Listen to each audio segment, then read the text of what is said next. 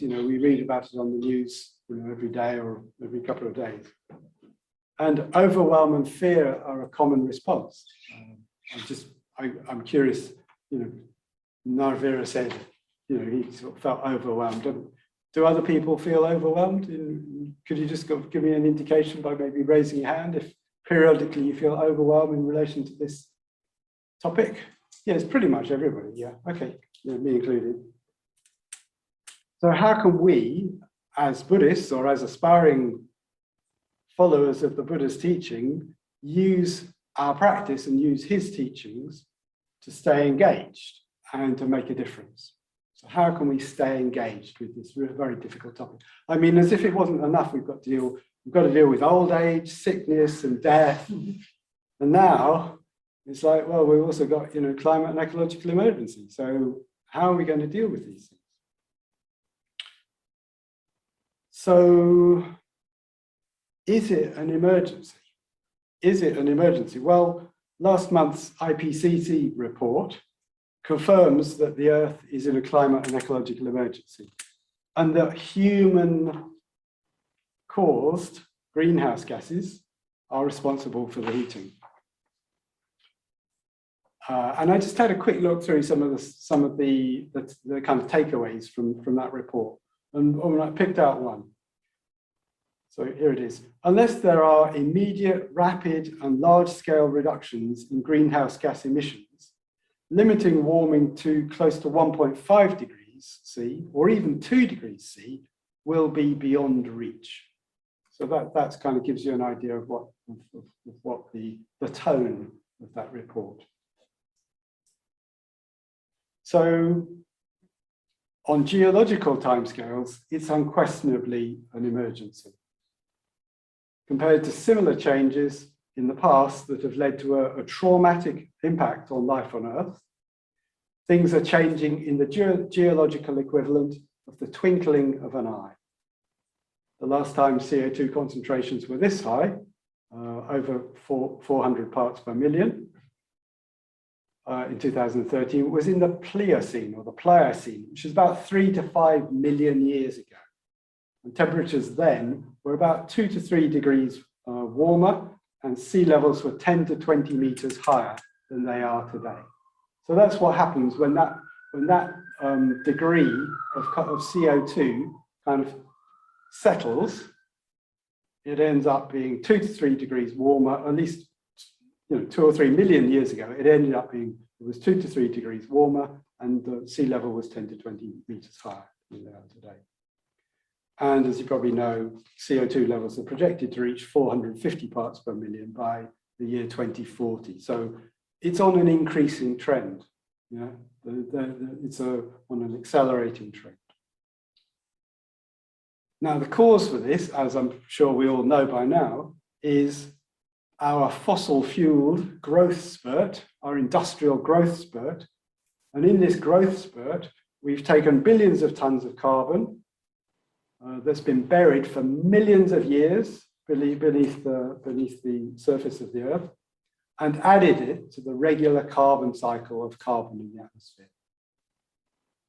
And it's much more than can be absorbed by the biosphere, so the percentage of carbon in the atmosphere has been growing exponentially. As some NASA graphs from about 2012, 2013 show, there's a nearly linear relationship between these cumulative emissions and the temperature rise. So it's pretty clear that that trend of rising CO2 is also what's causing the temperature rise. For me, it makes clear that no one gets to sit this one out. Okay? None of us will just be able to close our eyes and wait for it all to blow over. It's baked in. These impacts, these effects are baked in for the forthcoming decades or even potentially generations. Clearly, there is a spiritual aspect to this crisis. From a Dharmic perspective, from a Buddhist perspective, it can be seen as a crisis of empathy. And what I mean by empathy here, well, I would say it's a crisis of empathy because I wrote a book on empathy. So, you know, I see everything as a crisis of empathy, but actually I see this as a crisis of empathy in the sense that empathy is our ethical imagination. In the context of ethics, our ability to empathize is our ethical imagination. Yeah? So our ability to imagine the impact of our actions and our collective actions on people on South Pacific Islands or in the Arctic or the Antarctic, our ability to imagine the impact on their lives. And no meaningful systemic change is possible without a corresponding shift in consciousness. So we can tinker with the social structures, we could try to get change them. However, unless there's a corresponding shift in consciousness, it's quite unlikely that those more social changes will last, will endure. So how can the Buddhist teachings support us to face this emergency, as I call it, to take responsibility and to act proportionately? What would a Buddhist response to the climate and ecological emergency look like? What would it sound like? What would it feel like? So in 2019, Greta Thunberg famously told the world's leaders, "I want you to act as if your house was on fire." Do you remember that? She said it several times to various different groups. And this took me right back to Mitra study, my Mitra study days, when I was studying the module on the series on the White Lotus Sutra. Could I just see a show of hands? Who's done that Mitra study module? Could you just get an idea? Okay, a few people. So this is one of the jewels of the Mitra study series, the series on the White Lotus Sutra, and in particular, the parable of the burning house. The parable of the burning house from the White Lotus Sutra. Do people kind of remember, have a nodding acquaintance with this parable? It's one of the most well-known parables of the White Lotus Sutra and in the Buddhist texts. So in the sutra, there's a father who has many children, up to 30 children, and he lives in a huge house, a huge wooden house, which is old. It's made of wood, wooden timbers, and it's old. And he comes home one day and he finds that the house is on fire. So there are flames licking through the roof of the house, and the timbers are aflame. The whole house is on fire. And his neighbor runs up to him and says, "Your children are in the house. Your children are in the house." And he's like, "Oh, shocked. What would I do? What do I do?"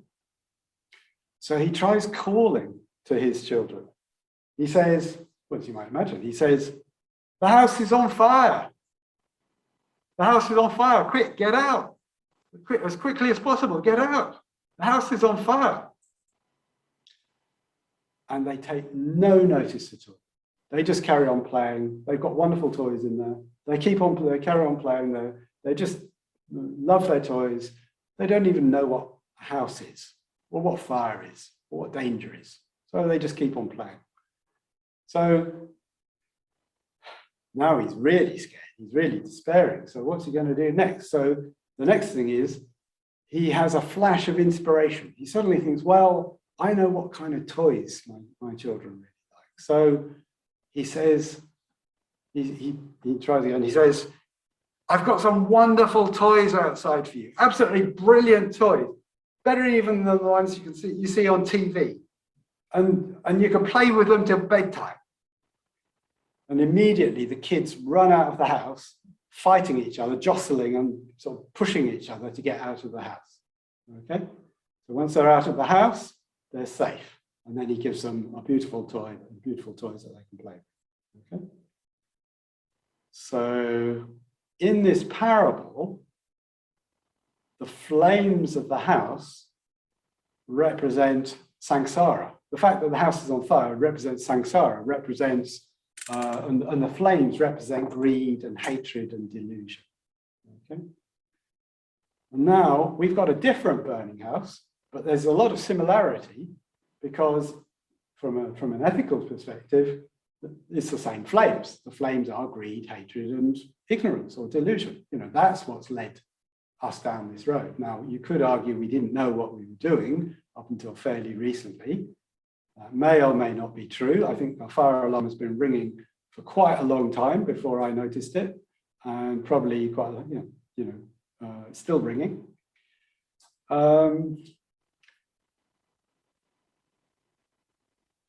So how do we get people out of a burning house when they're not even aware that they're in a burning house?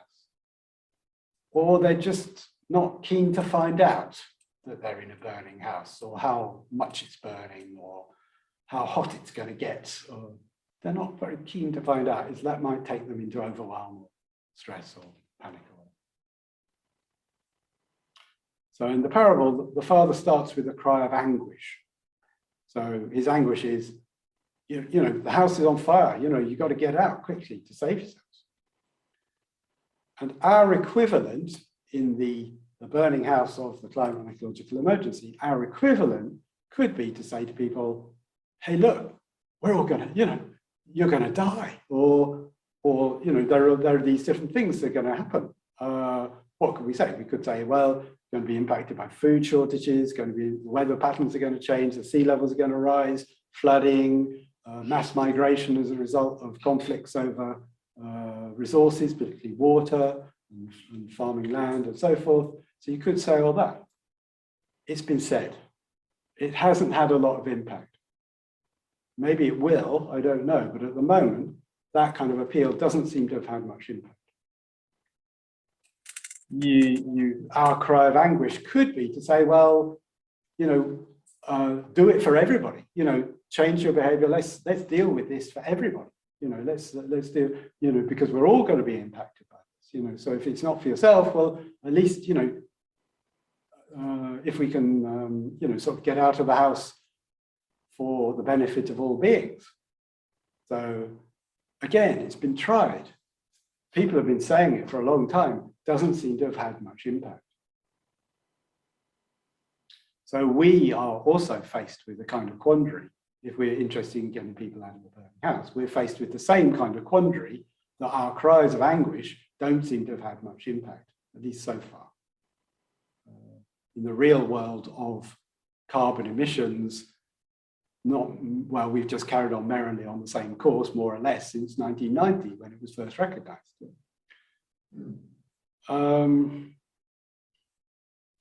So then, in the parable, the father tries a cry of inspiration. So this is much more successful. This kind of empathic appeal to his children. He knows what kind of toys they like. So he says, well, there's some great toys out here. Just, you know, if you just come out the house, you can play with these wonderful, amazing toys. And of course, the children come rushing out. So here's my question, and the first breakout room for the one person who's in the call. So here's my question. What would our equivalent cry of inspiration be in relation to the climate and ecological emergency? What would our or your equivalent cry of inspiration be?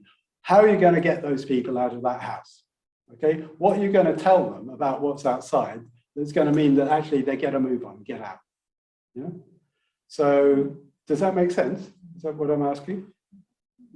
So, and you could draw on the Buddhist tradition here if you like, you know, seeing as we're in a Buddhist center, you know, what is there in the Buddhist tradition that might support this appeal, this cry of inspiration?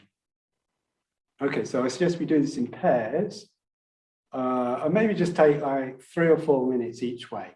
So we'll have like about 7 or 8 minutes in total, and I'll give you a halfway marker. Okay, so find somebody to have a chat with, and what's going to be your cry of inspiration? So welcome back. So what's going to be your cry of inspiration, or our cry of inspiration? So can we have the headlines, please, rather than the book length version, because I'd like to hear a few different headlines, if that's okay. Yeah. So what's going to be our cry of inspiration, your cry of inspiration? You'd like to raise a hand if you'd like to speak. Right, at the back there. We have one, which is a better life beckons for all. Oh. In addition to solving the environmental crisis, there's all kinds of collateral benefits, in other words. Yeah. Thank you. Yeah, and what would that look like and sound like and feel like, that better life? I like it as a slogan. What would it? More comfortable, less anguish. Oh. How you get there, I mean, that's a challenge. Yeah. Well, we're just trying to paint a picture at the moment. So, Yes. Okay, so less anguish. So maybe more peace of mind. Yeah. Okay. Working with anxiety. Meditation is pretty good for that. Yeah. Okay. Yeah, I like it. Is somebody else? Yeah, over here. That recognizing our interconnectedness is deeply moving and pleasurable and rewarding. Yeah. That whole thing about interconnectedness, how we're interconnected with each other and with the natural world and so forth. And I'll come back to that a bit later on. Yeah, that's my favorite kind of way of going about this. Can we hear a few more ideas? Over here? No. Related community. The rising of a sense of community. Yeah. Because there is a collective task to do. Absolutely. Yes. To work on, and because it affects us all. Yeah. Recognition. Yeah. And there's actually a nice little study about people in Wales whose quality of life went up during lockdown because they felt more of a sense of community than they did ordinarily. Because they were thrown back on themselves and on each other, they reported that their quality of life actually went up. So I love this kind of thing about talk about community, about the benefits of localization and community and actually talking to the people you're with, you're living next to and in the house with. So, so emphasizing that. Sangha. Yeah. Anyone else? We talked about the kind of benefits of just slowing down, like the kind of 4-day week and all the kind of knock-on benefits of that in terms of community and well-being and caring for each other and so talking about reducing kind of production as well. So talking about quality of life and work-life balance and focusing on quality of life and meaning and contribution rather than stacking up the money in the bank or whatever, whatever else. Casino? Yeah, we talked about maybe modeling and inspiring other people, like for example, vegetarian, vegan food and how rich this can be. Yes. We talked about people who have the attitude, why should I reduce my comfort when other people do still the same? Sure. So I can't see the result when I reduce my movement or whatever I choose. Sure. So we thought if we come more from a place of how joyful it is and we inspire other people just by the way we live. So show a different way that is less costly all round and more fun. So it's not enough just to talk a good talk, we also need to show it, to embody it in our lives if it's going to be convincing to other people.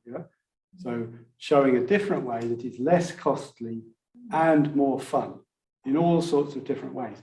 And one example of that, which I really like, I heard a couple of weeks ago when I was doing one of these online, I think, can't remember, but this woman said she was vegan and she talked to her friends and family about veganism. It's like they're kind of, kind of that interested. And then she started making delicious vegan food and serving it to her friends and family. And who's going to refuse delicious vegan food? Let's face it. So once they tasted the food, then they were willing to have a little conversation about veganism and the benefits of veganism. So we need to do the same kind of thing, but on a much bigger scale somehow. So we can get our creative thinking hats on to do that on a much bigger scale, showing a different way that is less costly and more fun, or tastier, or more nutritious, or more community oriented, more of a sense of belonging, sangha, more meaningful, or more creative, or just more beautiful, you know.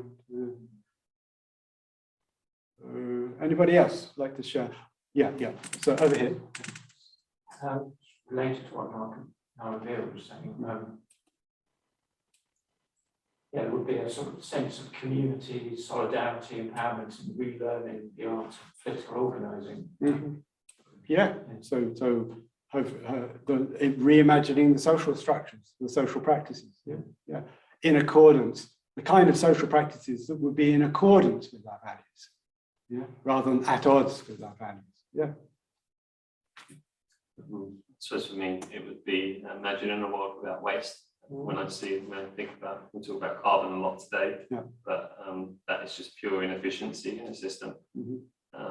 So the idea that every action that you created, instead of creating harm, created pleasure in some way, or was positive for the natural environment.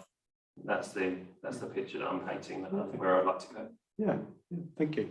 And we need to address it on all these different levels, in all these different ways. You know, personal, collective, political, and so forth. You know, business, industrial, economic, so forth. It's a very multi-layered issue, a very multi-layered topic, challenge.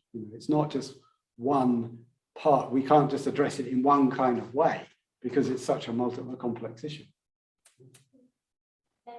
Yeah, I think a lot of what everyone's saying can also feeds into an open mind of learning and recognizing that life is about learning, adapting, and continually being. But until people feel that they are constant, they can learn, it's going to be, I just feels like a struggle to get people to a point where they're open to learning new things, new ways. Sure. Particularly in a fast-moving environment where so many myths are needing to be busted about, particularly about like veganism. Like it's more expensive. It's one of the stories we always hear, to live that way. So somebody with 4 kids that was on £30,000 wage isn't going to adopt that lifestyle quite quickly. Yeah, so there's something about an openness to learning. And somehow I also connect that with what Gesine was saying about recognizing that our actions have consequences. That actions do have consequences. Very basic teaching of the Buddhists, but it comes in here. It's like, if we act in a certain way, it'll have these consequences. If we act in other ways, it'll have these consequences. And that plays out on a vast scale, a vast collective scale of humanity. And the biosphere is like a big mirror that's kind of holding up the consequences of our collective action. We're looking at it, we're thinking, I don't want to look in that mirror. I don't want to look in that mirror. That reflects, I don't like how that reflects me. So we're having rather a struggle sort of to deal with these issues, because we don't want to look in the mirror, frankly. I don't want to look in the mirror. It doesn't look good. I don't look good in that mirror. Okay, the mirror of what's happening in the biosphere. I regret that I haven't taken responsibility for my actions in the way that I now understand, now I'm aware of. And I guess we're all in that kind of boat, that we've all benefited a great deal from the ease and comfort and choice that comes from putting carbon into the atmosphere. I guess we've all benefited from that in terms of our lifestyles and our choices and the direction of that. And also just, showing a different way that is less costly and more fun. I don't know if it, for some people it is a choice. I think there are, but I think when you get to a certain stage in your life, maybe if you earn enough money and you do enough things, there is a choice. But for some people, or live on a poverty line or in a different environment, I think they're just existing is hard enough, and for them, they don't have to have an opportunity for choosing. So I think for me personally, for those people, it'd be very difficult to convert them based on, we talk about conversion, but it's the idea that they would be able to transfer over to a different way of life without without it being more standardized. Sure. So I fully acknowledge the power and the beauty and the allure of the current toys that people are playing, that we're playing with. However, we often spend several months a year in India, where people's choices are very, very different. And actually, I would say, generally speaking, the quality of life is higher than in the West. And that's not because of material goods. Obviously, they're on the gravy train trying to get the material goods. It's because they still have a sense of community. They have a sense of belonging in their environment, in their community, in their caste and their subcaste and so on. So I think there are different factors there. I'd like to emphasize the element of choice, because that's the basis of ethics, is that we do have a choice about how we act. And at the same time, some people's choices, for obvious reasons that you've identified, that it's not a level playing field in terms of resources. Some people's choices are very hard. Yeah. And also, we're conditioned to believe that a certain lifestyle, a certain level of comfort in this country is the minimum basic. It's totally different in India or in other countries. It's relative to the culture and society. That's what it is. In the charity, so I work in the charity sector, and we're just starting to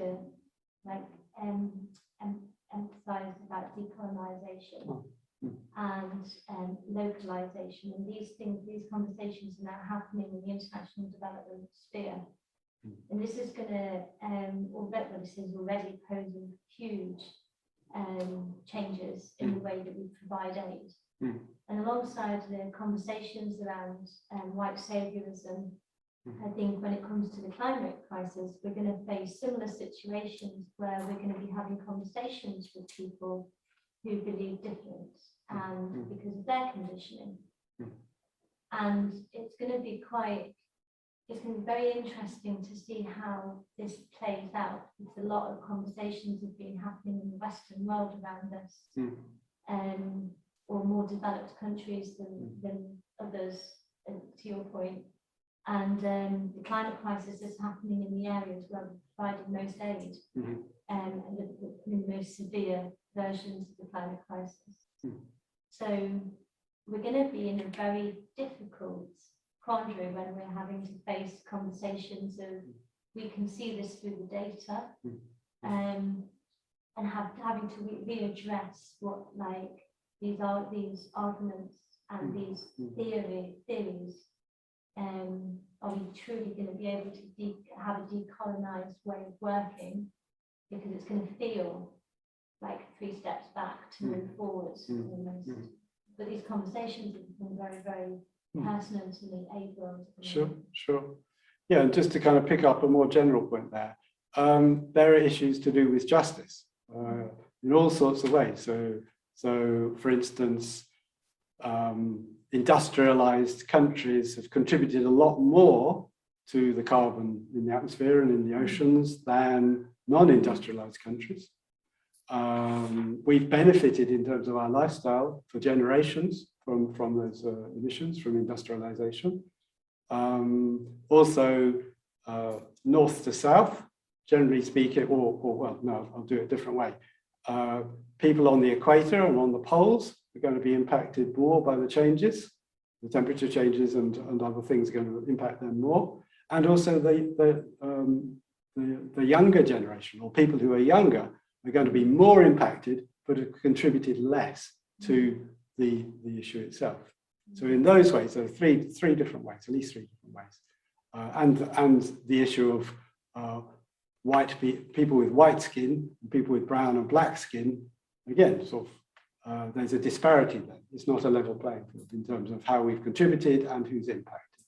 So there are justice issues there that I encourage you to look into to try and understand more fully, because it's going to be the topic of conversation for many years, my guess. Yeah. Over here. Rejoicing in the merits when we see them.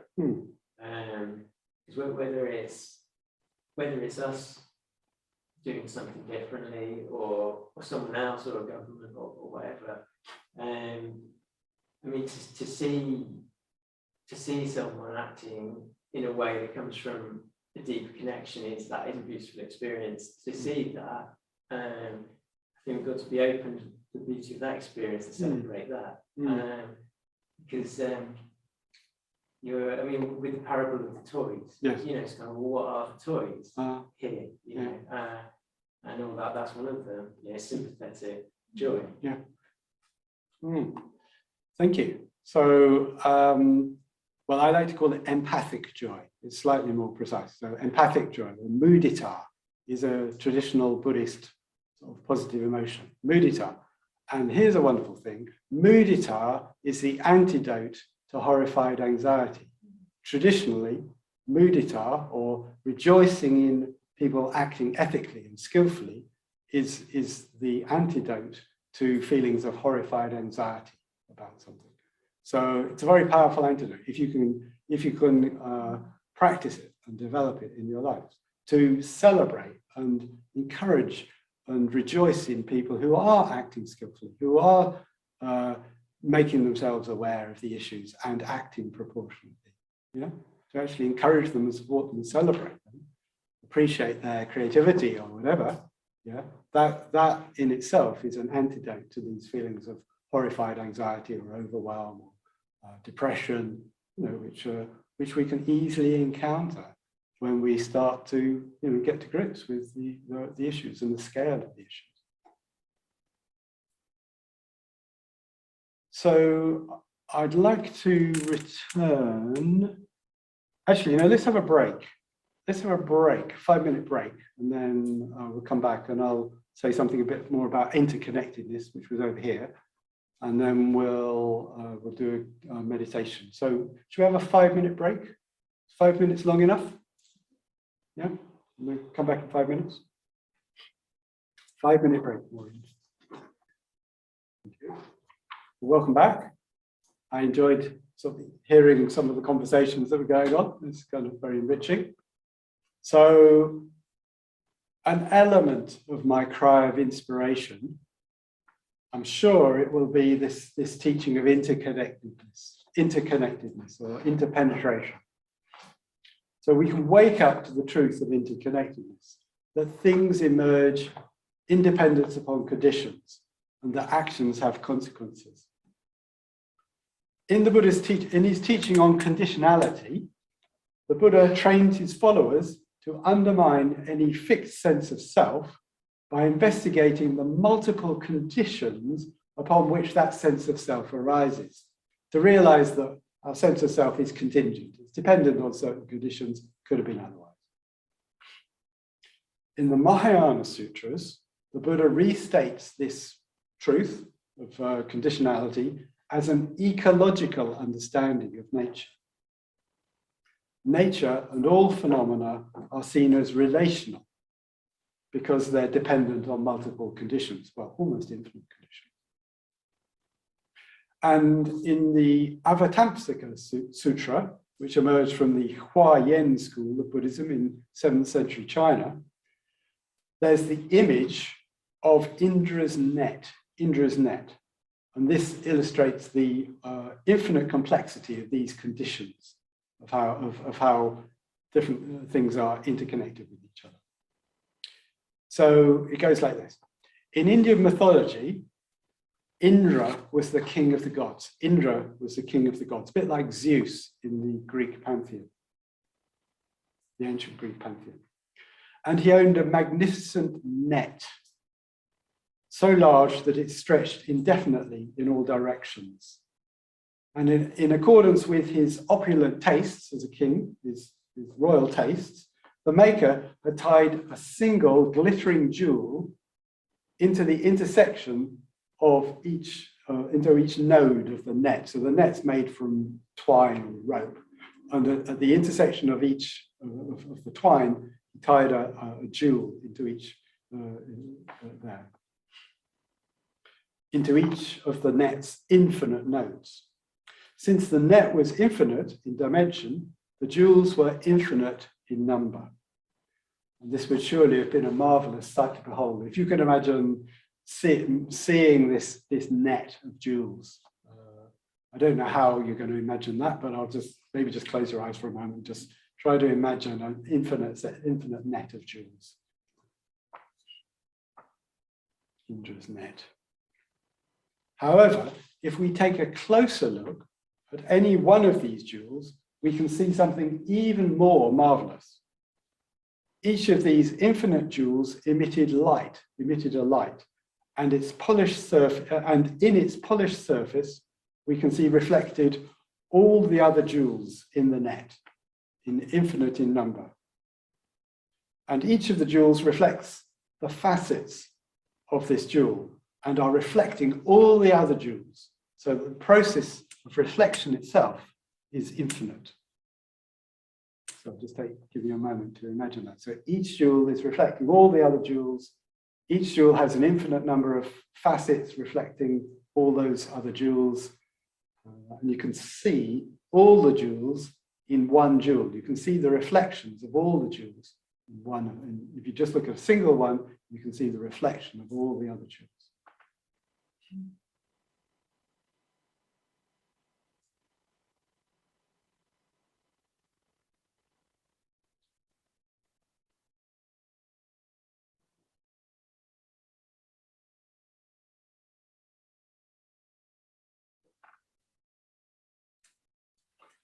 So this image harks back to harks back to Buddhism's origin in India through Indian mythology, but it also looks forward to, for instance, the World Wide Web, which is a distributed network in which no node or nodes can be said to be central.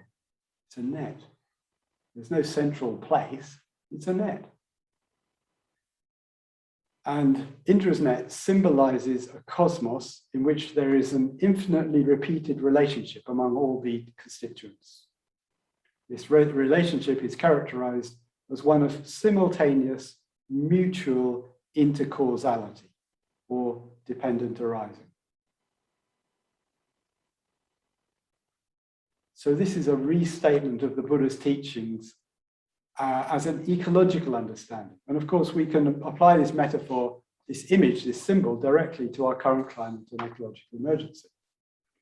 So if any of the jewels become cloudy, they reflect the other jewels less clearly. If any ecological niche in our environment becomes toxic or polluted, it affects all the other niches. The loss of species or habitat in one place affects the rest of the environment. Life on Earth is dependent on the health of the biosphere. It's about 20 kilometers thick. I looked it up today. It's about 20 kilometers from the depths of the ocean to the furthest point that life can survive in the air. So this biosphere wraps the Earth, and life on Earth is dependent on this biosphere. What we put into the atmosphere in Bristol will soon find its way to Moscow, Beijing, Atlanta, Auckland, you name it. It will find its way there. Likewise, if rivers are cleaned and wetlands restored, life across the environment is enhanced. So we can use this kind of image as a way of understanding, as a way of kind of getting across the incredible complexity of life on Earth and the biosphere and species and so forth, and environmental niches. And this net of conditions accounts not only for the physical and biological factors, but also for human intentions. This is a beautiful bit like that. So in fact, human intentions are critical in determining what happens to this net. So it's not just a physical net, also human intentions, human volitions are also in there, are also part of that net. We're interconnected and our actions matter. So I'll just pause there, and I'm curious to hear what comes up for you when you hear about Indra's net. I'm curious. So any feelings or thoughts or reflections, maybe 4 or 5 people, just a chance to let that settle. And just raise your hand if you'd like to speak. It's just for me, it's kind of the image of looking up at the night sky. This infinite kind of, you can go somewhere there's not a lot of light pollution, you can see an infinite number of stars. That's pretty cool. Yeah. That's Thank you. Yeah, so that could be a way for us into imagining Indra's net, which is, as you said, infinite and reflecting each of those, as it were, stars reflect all the other stars. Yeah, that would be, now we'd be getting an image of interest in that then. Thank you. Somebody else over here? Caught my attention when you said that human intentions could be considered in the same way as for the kind of metaphor of Indra's net. Yeah. I like the idea that human intentions could perhaps change quite quickly,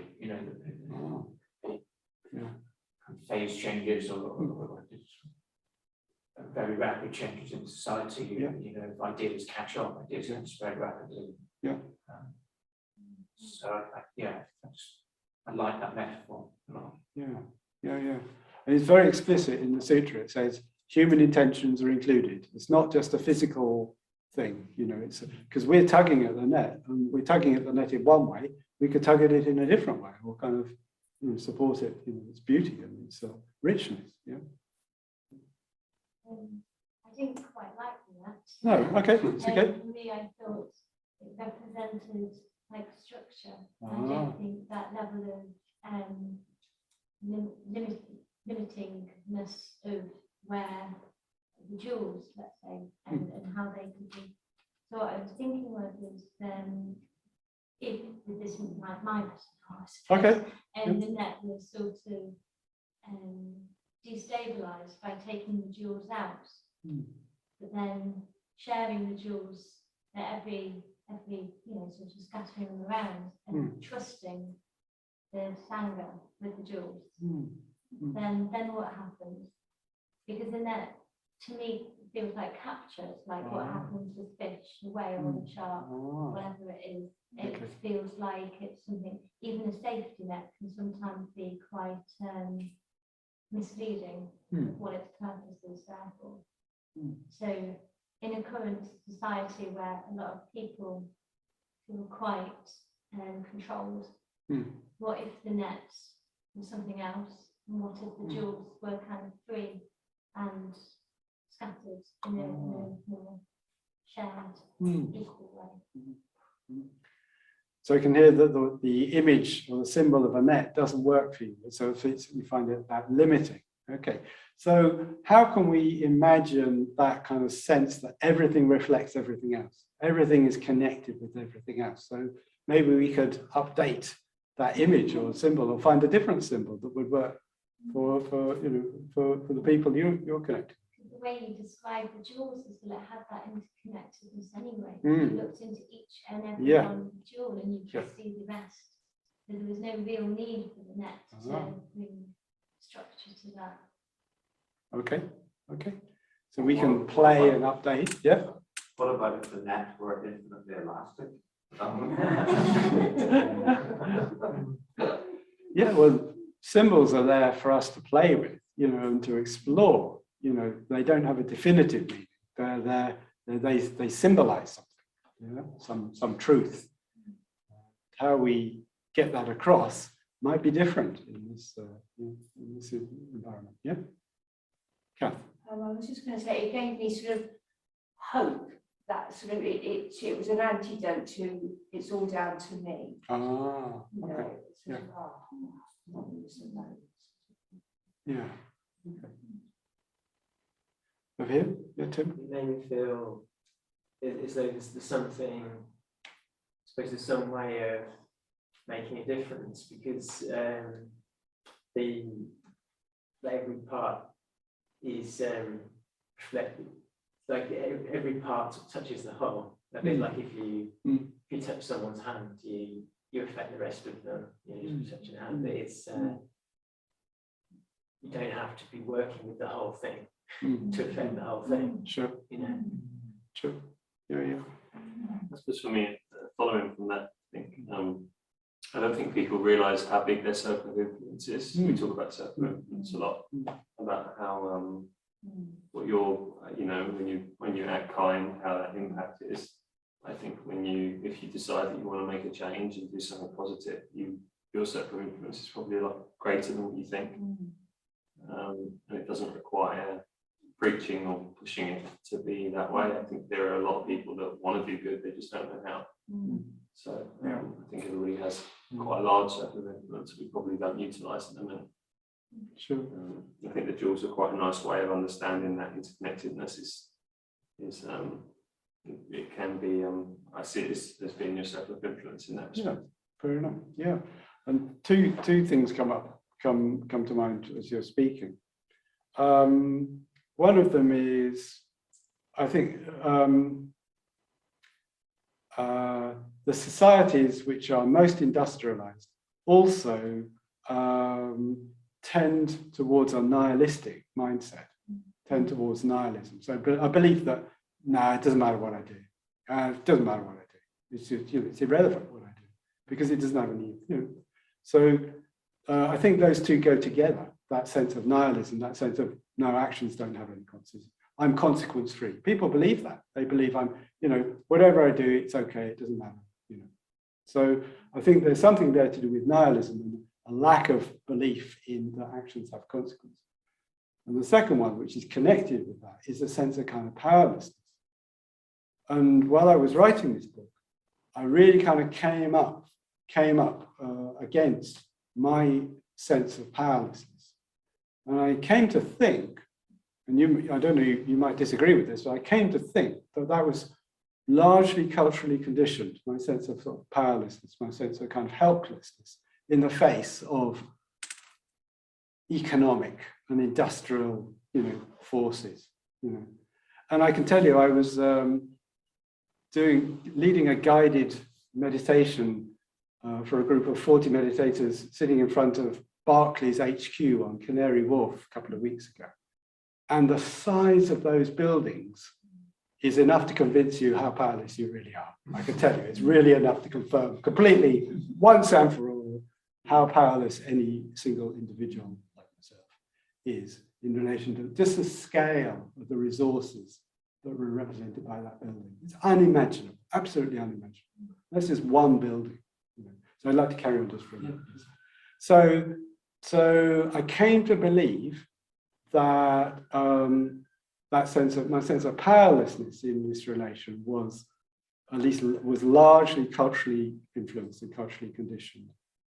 And just to say, well, what if actually I'm quite powerful? What if actually my actions do make a difference? What if actually, if I stand up and start talking about this, it will actually influence other people, and other people will start acting and changing their behavior and so forth. So it was actually a real challenge writing. It was kind of real kind of, I don't know, baptism of fire trying to write this book and believe that actually it would get out and it would get published and it would sort of make a difference. So that's where I am, hoping that this will be a catalyst. This will stimulate other people to, to reflect and to act. So I come to here and then, yeah. Did you? I was only going to mention something I found really interesting, which is we talked about individualism and our effects and feeling powerless. And people used to say global warming. People don't say global warming anymore. We talk about the climate crisis has become a new thing, but a lot of people, when you say talk about environmental, they talk about a different word. And I think one of the reasons for that was to tone it down and make it feel less scary. I think there's a lot of forces at work which are not in their best interest for this to be as prominent as it is. And I think there are a lot of people that need to take responsibility for their actions. I think it's coming. Okay, I hope so. I hope so. Yeah. So I've deliberately chosen to call it the climate and ecological emergency. Yeah. Because it's not just a climate emergency, folks. Sadly, there's also a massive ecological, like species diversity emergency going on as well, loss of species and so on. So I've chosen quite deliberately to call it that, to explain why I call it the climate and ecological emergency. I wanted to say about how interest next maybe. Okay, thank you. Yeah. We might feel very uncomfortable. Oh. Yeah. I was trying to identify what that was. I got it down to something to do with intimacy. That I think there's a move maybe within our culture towards separateness, and a belief that you can stay separate, you can build a world of separateness, and actually a world not of separateness, a world where you are moving towards other people and you are becoming more interconnected, to me has a kind of a feeling of terrifying intimacy. It's like suddenly, you're connected to these infinite, you're connected to this infinite world, these infinite people. So everything, everything and everyone matters, and I'm not separate from your life, and you're not separate from my life. Oh my God, it feels like a loss of control. But the other feeling that came with it was a positive feeling of a kind of surrender into that, and that feeling kind of it's okay. Just sort of a trusting, a surrendering into that, sort of interconnected feeling of intimacy. And I do wonder whether a lot of the people in our society, us included, we do believe somewhere that we can live in a glorious separation from others, and that until we sort of turn and face that, until we acknowledge that that is actually harmless in some kind, and then actually move out or into that web of interconnectedness, the sort of emotional barrier to go across that, till that sort of really happens. Then something can work. I'm pretty sure the belief that we're somehow separate or apart from the natural world or other species, I'm pretty sure that's made it much easier for us as a species to extract the natural world for profit, on the scale that we have.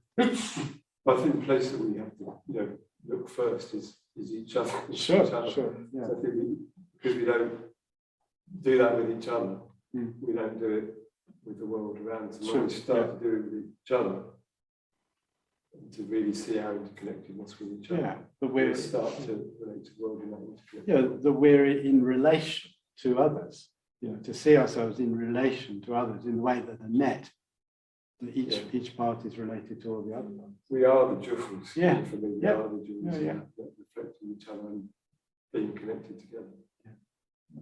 I like that. The relational nature of reality. So it brings out. Thank you. What comes up for me is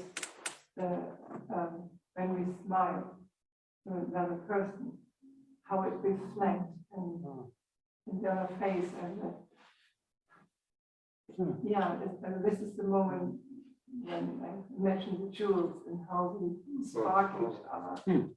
And I often see a smile makes a difference, or at least these quotes, this comes also up for me. It's also interesting what you shared, this other aspect. It could be scary, and at the same time it could be inviting. Yeah, it's a risky business getting close to other people. So, is there hope for us? Well, if you're treating the whole thing as an emergency, there's hope for us. If you're not treating it as an emergency, there's no hope for us. However, I do have confidence and trust that the climate and ecological emergency has the potential to awaken us individually and collectively. It's a rude wake-up call. It's like having a mirror shown, held up to our actions individually and collectively. However, that mirror also has the potential for us to awaken into a greater sense of responsibility for our actions and in relation to each other, in relation to all beings. In an emergency, we can trust in emergence. So emergence is another way of talking about conditionality, talking about the actions have consequences and so on. How we respond now to this emergency is crucial. It will provide the template for future responses. acceptance, compassion, cooperation, and empathy will lead to very different outcomes than judging, blaming, punishing, and denial. Yeah, you'll create a very different pattern going forward. So I'll leave you with a question that has plagued me since I heard it and since I started asking it. So, what kind of ancestors do we want to be? What kind of ancestors do we want to be? Okay. So maybe just turn to your neighbor and just take a couple of minutes to share that, and then we'll finish with a meditation very shortly. What kind of ancestors do you want to be?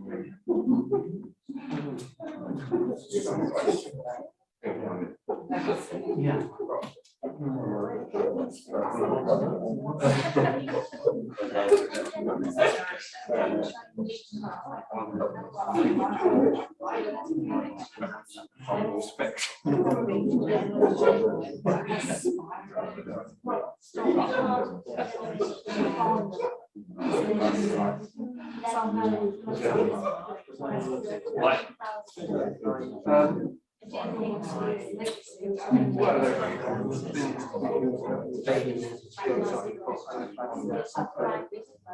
Yeah, I think like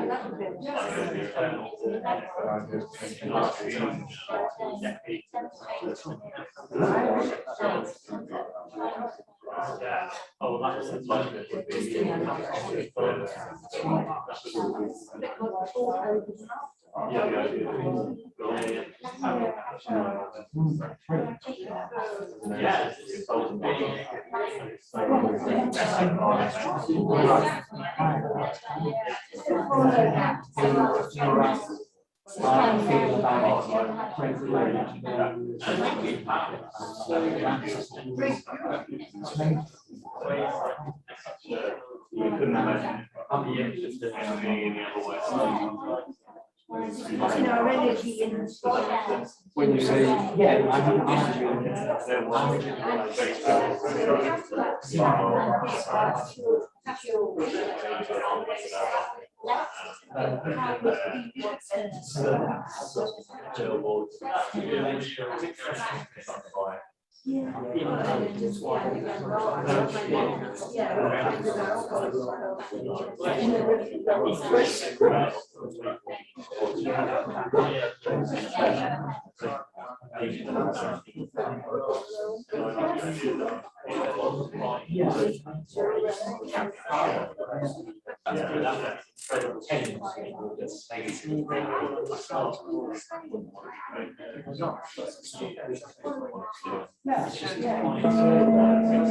that's the halfway mark.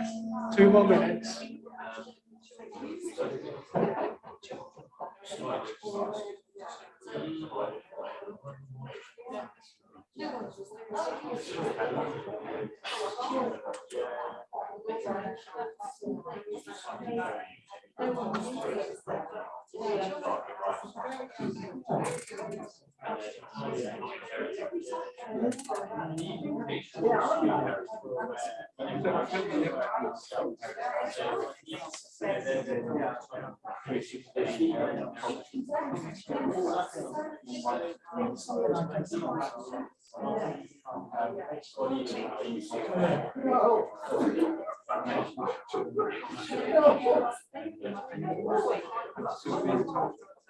Well, in a way, I think there's no sort of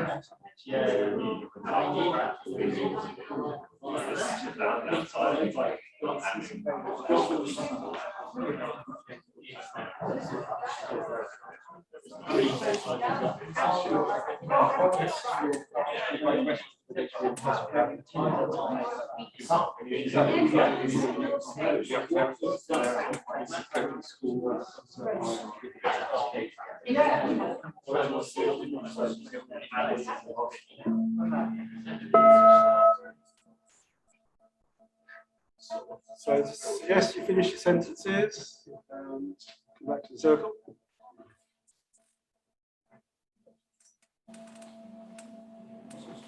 So I'd like to hear perhaps 4 or 5 people, just very briefly, because I'd also like to do a brief guided reflection. So 4 or 5 people, can we hear just a kind of sentence or a couple of sentences? And maybe people who haven't spoken yet, or at least in the last half an hour, you get to hear a range of voices. Aranita over here. Thank you. So I do have grandchildren, and it is something I'm mindful of. So yeah, I'd like them to be proud of their grandfather and not embarrassed. Okay. How old they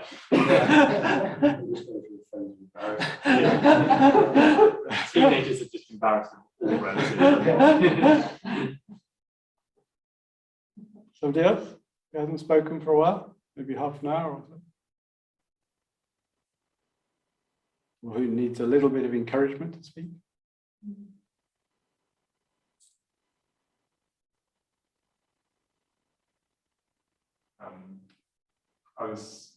What came to me was humble, but on a kind of species level, humbleness, a human humbleness. Because I think that's when we look back at distant ancestors of ours in the human species, there's a wisdom that we've lost, very much so. Okay, thank you.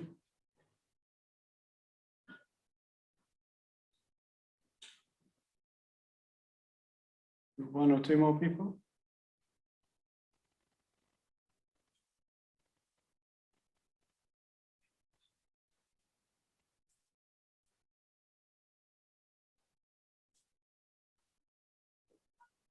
So anybody who'd like to share?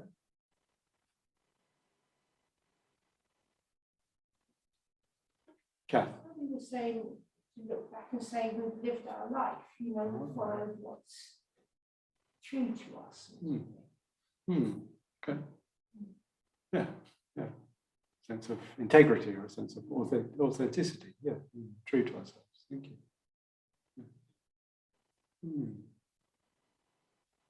Okay, so I'll leave you. This is something that you can continue to ponder on. So a couple of links. I've been working with a group of order members, which is now known as the Tree Ratna Earth Sangha. And in the past few months, we've put up a website. So I think, Tim, you put that in the chat. And maybe there's some way to make those available to people here. I don't know, put them on the website, or I don't know. Is there a way to do that? Okay, put it in the newsletter. Okay, so there's a website. Also, we're running a conference. We've organised a conference for the 24th to 26th of September. It's coming up pretty soon.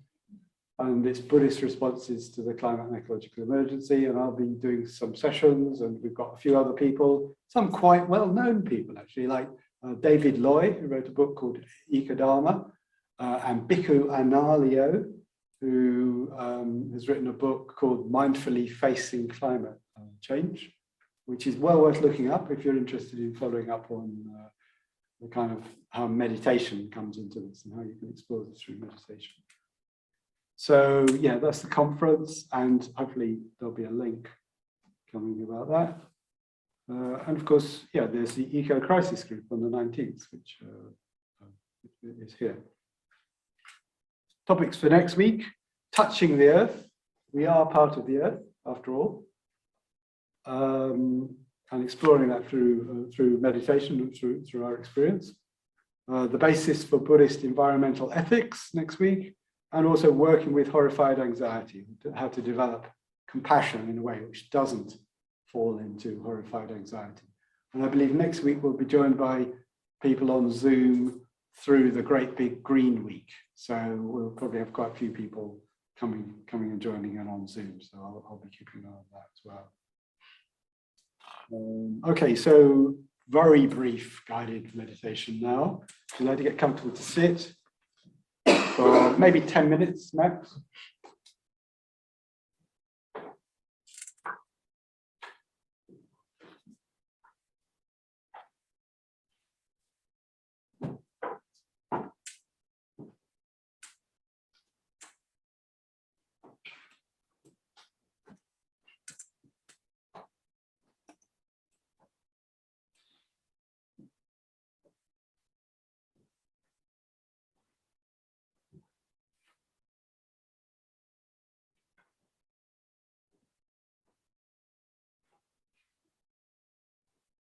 So when you're ready, bring your attention within the envelope of your skin to get an overall sense of your body.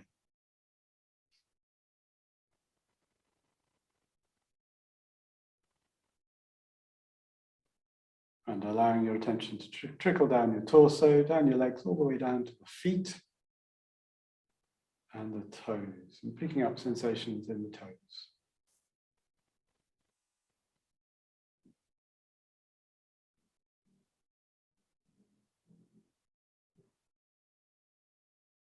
Feeling any contact with the earth.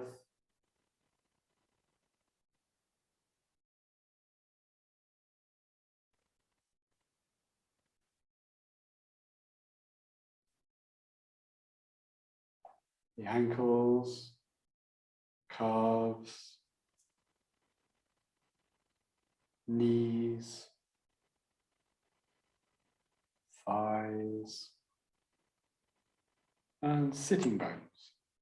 And allowing your weight to go down evenly through your sitting bones into the chair or the cushions, the floor, ultimately into the earth.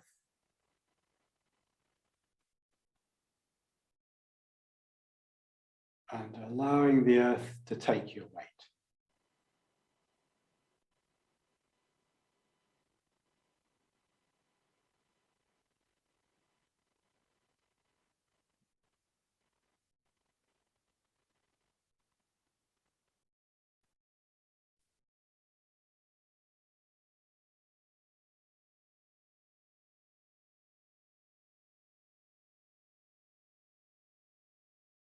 Pelvis, lower back, upper back, shoulder blades, and down the arms to the hands, and sensing the life in your hands.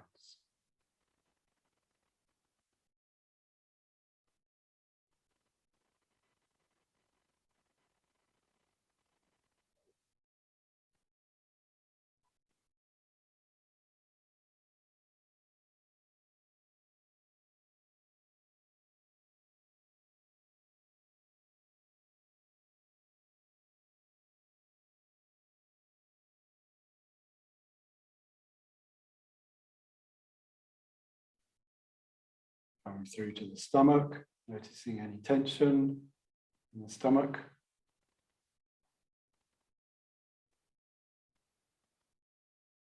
Any areas of ease and relaxation?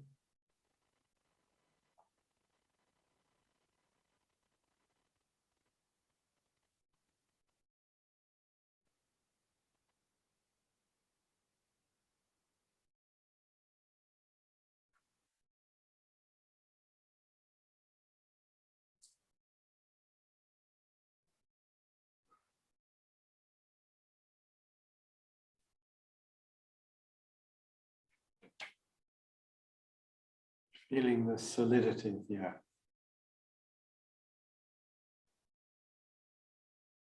Bone.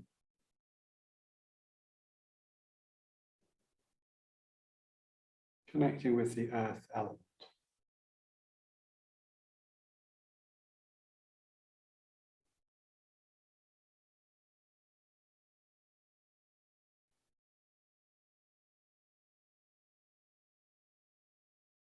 And when you're ready, coming to the chest, dropping in on the breathing, on the breath.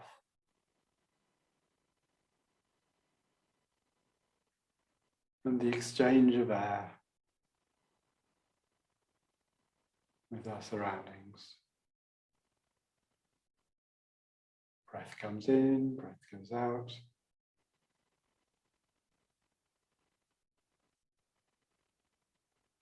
We're in a constant process of exchange with the air element.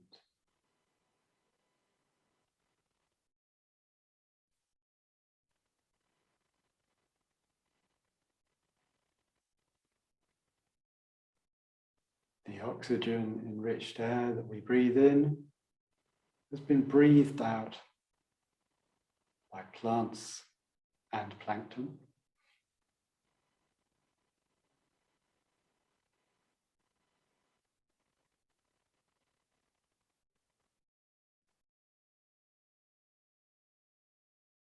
And the carbon dioxide that we breathe out is breathed in by those same plants and plankton. So we're in a constant exchange with the living, breathing aspects of this earth. Our breath is also the breath of the earth.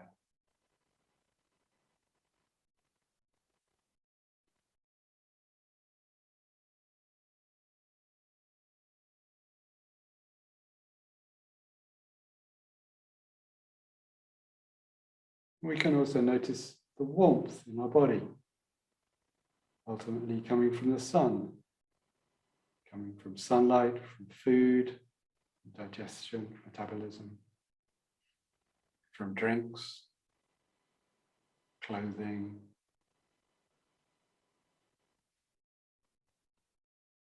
movement, muscles.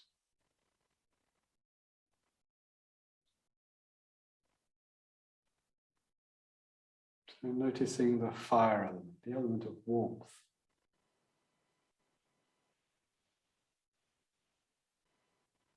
Ultimately coming from our nearest star.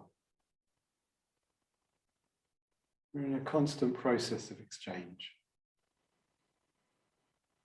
Warming and cooling with the fire element.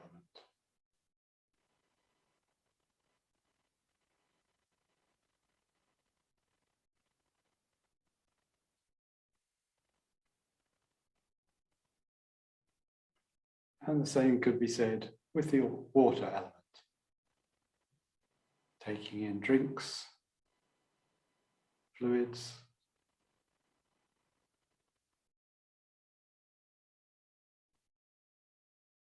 and expelling those same fluids.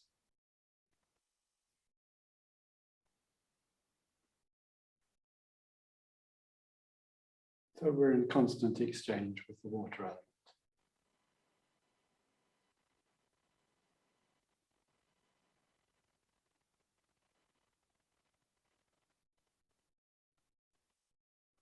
Even the blood pumping around our body, water-based.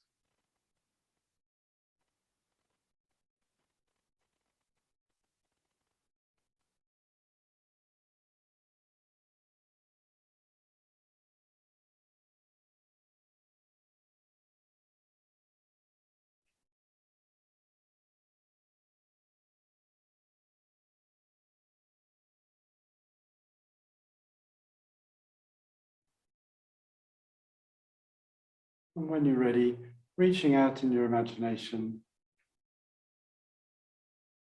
to something that you find beautiful, something that you're grateful for being alive on this earth. Which might also be your body and the fascinating complexity of your body. So something that you're grateful for, being alive on this earth.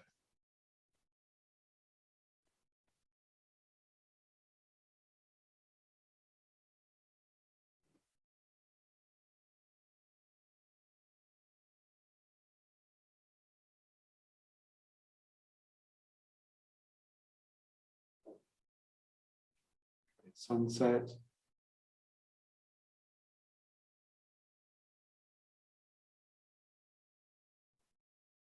Green field, tree, whatever it is.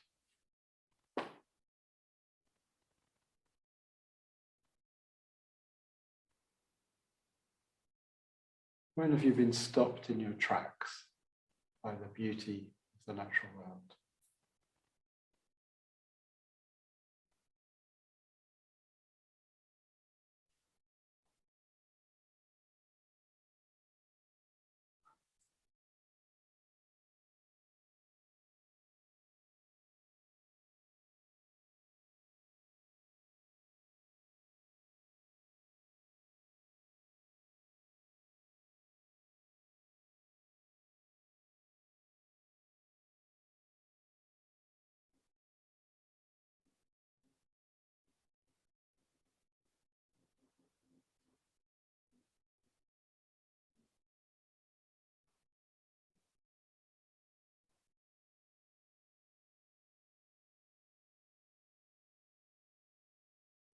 And finally, a way that you've grown, or something that you've learnt that's enriched your life. Perhaps even a way that you've grown in the Dharma. An opportunity that you've had for learning and growth.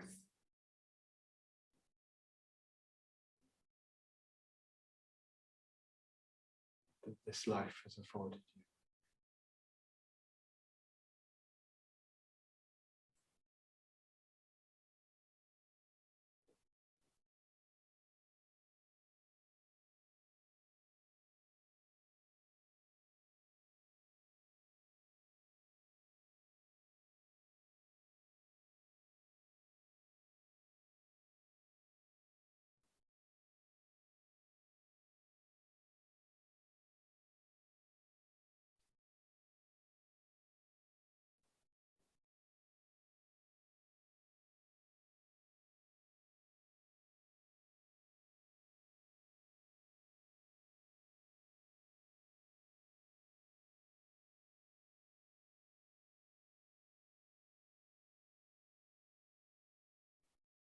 And in a minute, I'm going to ring a bell to bring this reflection to a close.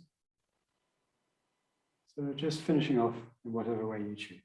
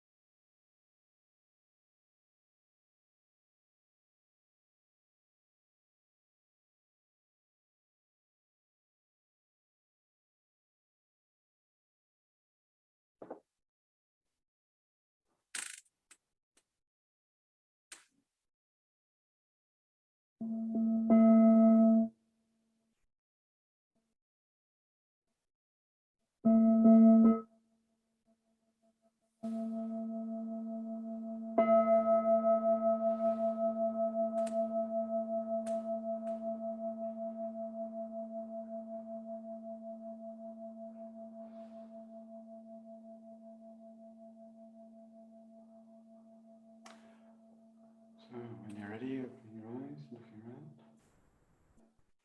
Well, that's it for this week, folks. Episode 2 next week. And I'll be outside for a few minutes. There's still a few books outside if you'd like a signed copy. And there will be more next week. I'll make sure there's some more next week. Thank you very much. Thank you very much. Thank you.